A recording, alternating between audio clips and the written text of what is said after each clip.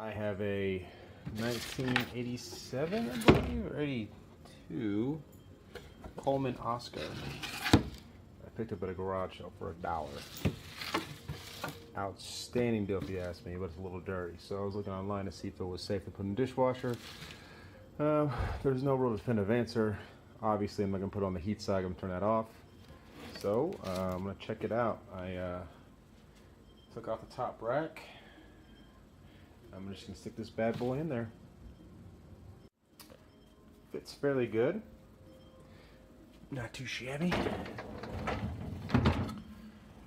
Alright. Washing dries off. See how it goes. Alright, it's done. It's probably going to fog up a little bit here. Let's see. There's no dryer on, so... Oh, sticker's completely gone. Yeah, it looks probably as good as it's gonna look. Oops. Look at that.